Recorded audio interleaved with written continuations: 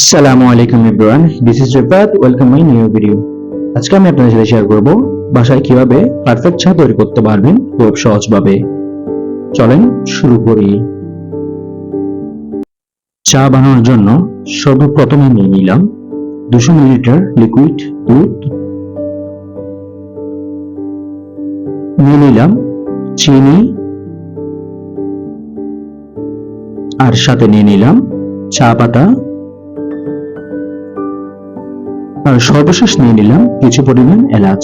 এক্ষেত্রে খেয়াল রাখতে হবে এলাচগুলো চাতে দেওয়ার সময় অবশ্যই ভেঙে দিতে হবে, যাতে এলাচের স্মেলটা চাতে পুরোপুরিভাবে যায়। এখন 200 মিলিলিটার দুধ পাতিলের উপর দিলাম, জাল দিয়ে দুধটাকে ঘন করে নিয়ে আসতে হবে।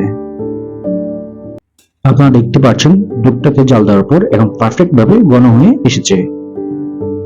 যেহেতু দুধ ঘন হয়ে এসেছে, এখন দুধটা নামিয়ে চুলার উপর চায়ের পাতিল বসিয়ে 250 মিলিলিটার পানি দিয়ে দিলাম। চায়ে যখন বাবেল চলে এসেছে তখন দিয়ে দিলাম 3 চা চামচ চা পাতা, আর দিয়ে দিলাম 4 থেকে 5টা এলাচ। এই ক্ষেত্রে এলাচগুলো ভেঙে দেওয়া উত্তম, যাতে এলাচের স্মেলটা পুরোপুরিভাবে চাতে পাওয়া যায়। চায়ে যখন কালার চলে এসেছে তখন দিয়ে দিলাম আগে ঘন করে নেওয়া লিকুইড দুধ।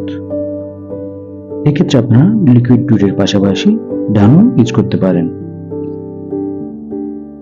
দুধ দেওয়ার পর চাকে আরো ঘন করার জন্য 3 মিনিট জাল দিয়ে নিলাম। এখন দেখতে পাচ্ছেন চাটা পারফেক্ট ঘনত্বে চলে এসেছে।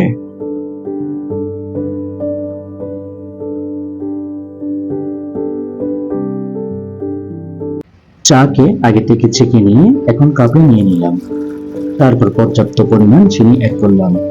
এক্ষেত্রে আমি চাতে 2 চা চামচের মতো চিনি অ্যাড করলাম। এখন আপনারা চায়ের কালার দেখে বুঝতে পারছেন চাটা কত সুন্দর হয়েছে। ভিডিওটা যদি ভালো লেগে থাকে অবশ্যই চ্যানেলটাকে সাবস্ক্রাইব করে রাখবেন। ধন্যবাদ সবাইকে।